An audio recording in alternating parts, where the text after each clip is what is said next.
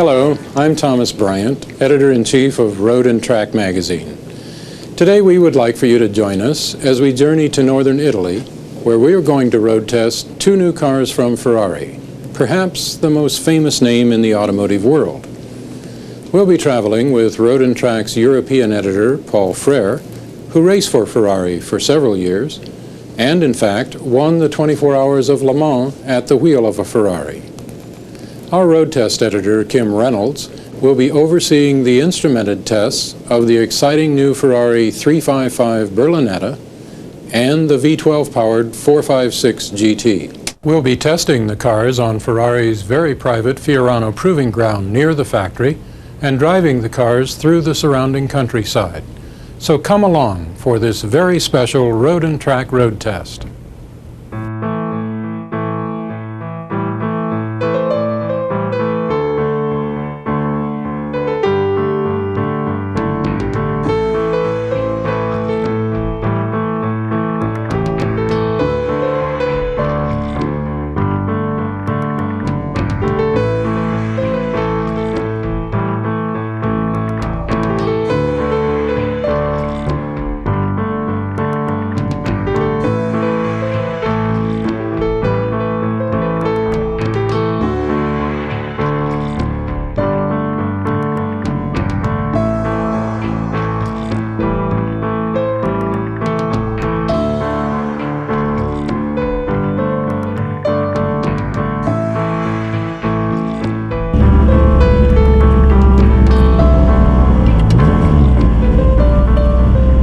Ferrari's Fiorano test track is a secret world of automotive delights, including the testing of some Formula One racing cars as we arrived.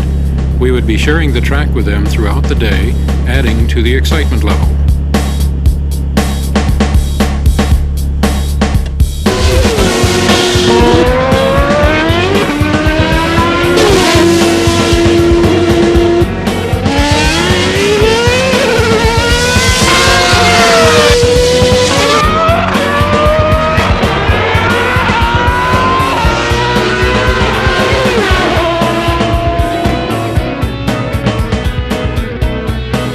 Our mission today is to get instrumented test data on the two Ferraris, especially the bright yellow 355 Berlinetta, rain or shine.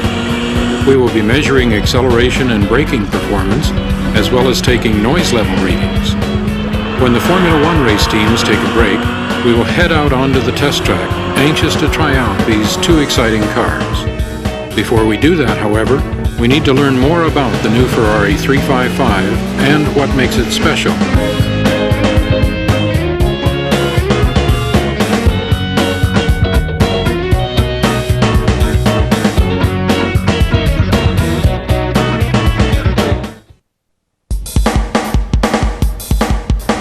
On the 355 we had the big changes or the innovation. The first innovation we put on the engine is the head with the 5 valves. The 355's V8 engine has come a long way since the days of the Ferrari 308. It puts out 109 horsepower per liter for a total of 380 horses.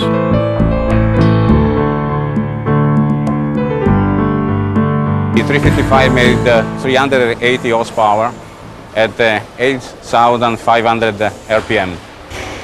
But of course we checked the reliability of the engine until 9,000 RPM. Working together, all of the Ferrari-specific systems and engineering features result in probably the best sports car engine ever made. In that area we have the mounting of the transmission. This is the transmission we use. This is the same area you see for mounting the engine. This is the area where we mount the transmission. This is the transmission of the 355, the completely new transmission, 6-gear, we made especially for the new model. 6-speed because we want to have good performances of the car. So when you normally work on engine with 3.5 liters of displacement like the 355, it's better to connect the engine to the car with the transmission with a higher number of gear. So this is the reason because we decided to put on the 355 6 gear.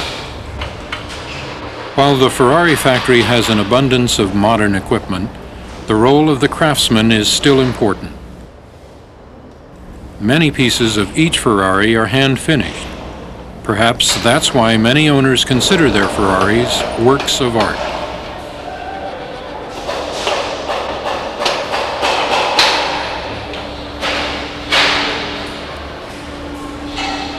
This is normal for Ferrari. We have a lot of craftsmen working, not only mechanical working, but also from people. They adjust the pieces in order to have the correct mounting of the system.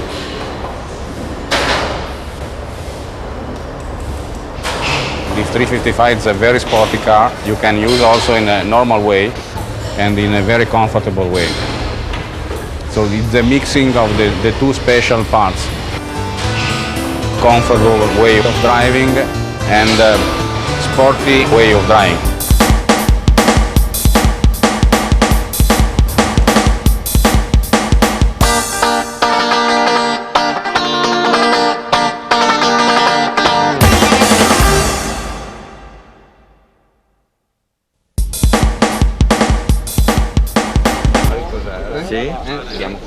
I came here as a journalist for the first time. It must have been in 1948. It was quite a new manufacturer, and I was met by Ferrari himself, and it was quite interesting.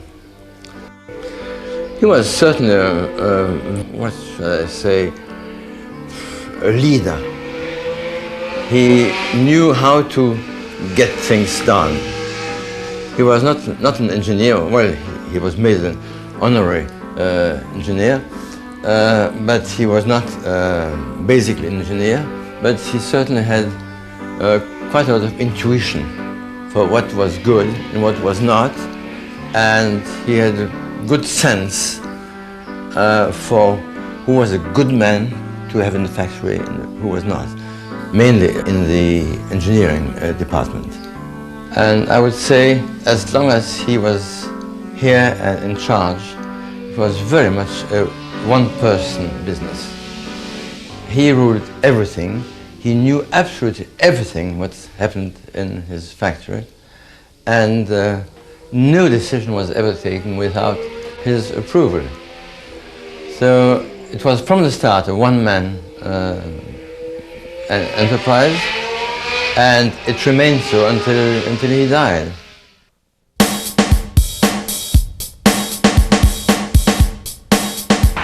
Back out on the Fiorano test track, road test editor Kim Reynolds is working with one of the factory test drivers on getting objective numbers for each car. The acceleration of the 355 is most important, number one. Number one. And then brakes on both cars. Right. So if there is time, if it's possible to do the braking on this, great. If there isn't, okay. Okay. Let's try. We try.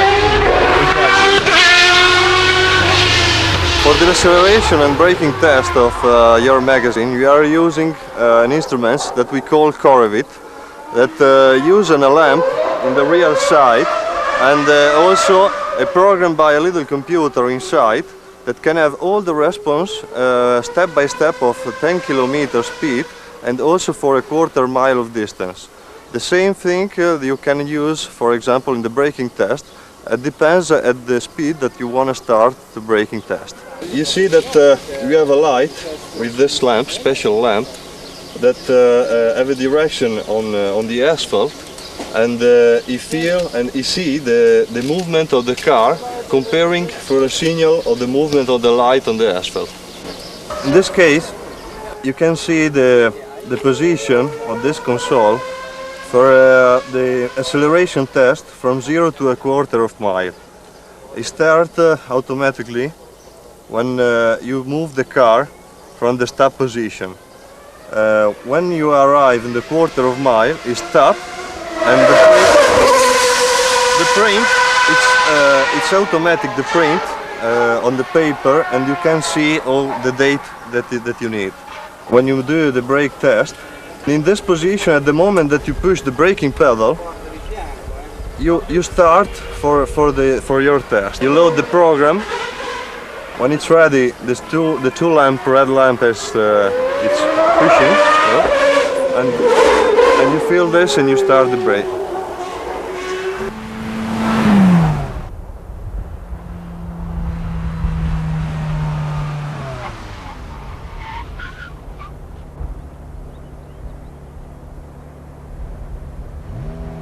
Our standard measurements of braking ability include performing 6 consecutive half-G stops from 60 miles per hour to evaluate brake fade characteristics.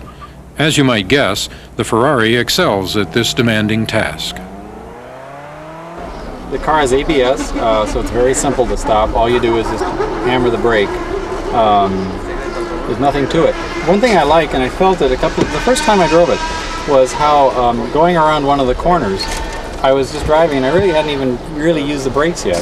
And I came into a corner fast and then reached for the brake and realized it's the first time I really used them. And the pedal was right there and it was immediate. It's a very quick acting, it's not sloppy, it's right there. And so I was able to brake very hard into the first corner and I used the brake. And I thought that was very good. Once the onboard computer prints out the data, Kim will convert the figures from meters and kilometers per hour to feet and miles per hour. No, that looks good. The 355 proves to be a willing performer in both acceleration and braking tests. I have to convert this to miles per hour.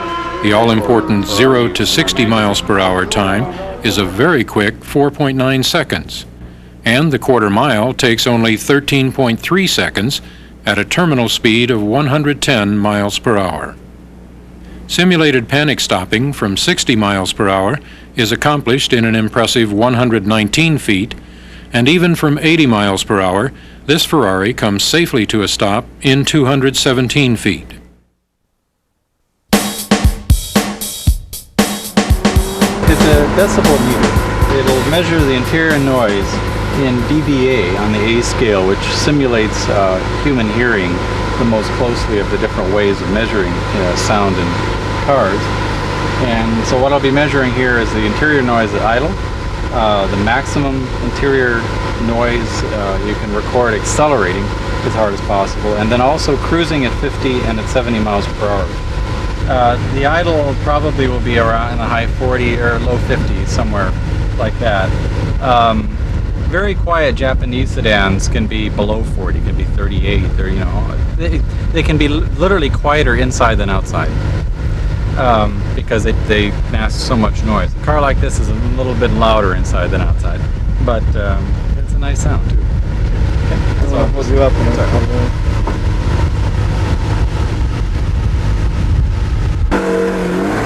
The sound meter confirms our sense that the Ferrari makes noise, but it's music to our ears. 58 decibels at idle and 70 decibels at 50 and 70 miles per hour.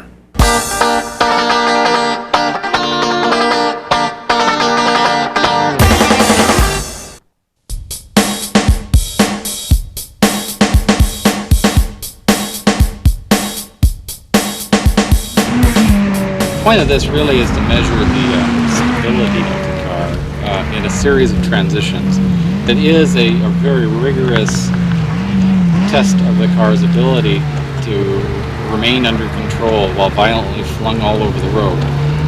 We measure the speed and the time through the slalom and hence the speed, but the real important aspect is subjectively, how does the car feel? Do you feel comfortable driving the car or does it feel uncomfortable? Do you feel like you're going to lose control? Do you feel like you have confidence? Those are the real things that you're measuring and learning. The numbers, actually, a car like this may not do very well at all. It may do poorly, even though we know it's a good handling car. There are other cars, small front-wheel drive cars that are narrow, that can do very, very well, but we don't regard them as good handling cars. And that's the difference between good handling and stability. They're not always the same thing.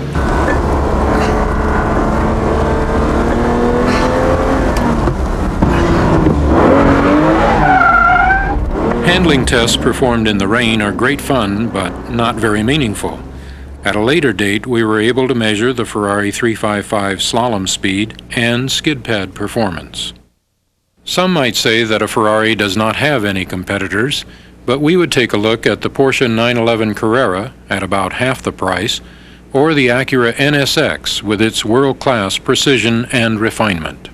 The new car, the 355, handles way better than the predecessor. In fact, it handles really beautifully. And it's not surprising because people like Niki Lauda and Jean Alesi and Gerhard Berger had quite a lot to do with the final suspension settings for the car. The 355 Berlinetta replaces the 348, and the general shape of the 355 is very reminding of the 348, and I think that may not really reflect all the improvements which have been made under the skin. The new car, the 355, has a slightly bigger engine, and the engine has been in fact completely redesigned with 5-valve cylinder heads and many other amenities, such as, for instance, titanium connecting rods, which are very expensive, are usually used only in racing cars, and as far as I know, it's only the third production car that has such connecting rods made of titanium. Titanium is much lighter than steel. It is just as strong, at least at normal temperatures, and it is much lighter than steel. It's about nearly half as heavy as steel. So when you want an engine to run at very, very high rotational speeds, it's a big asset to have those connecting rods. It also has a completely new 6-speed gearbox, which goes very well with the engine. And the engine has the highest specific power of any atmospherically aspirated production car.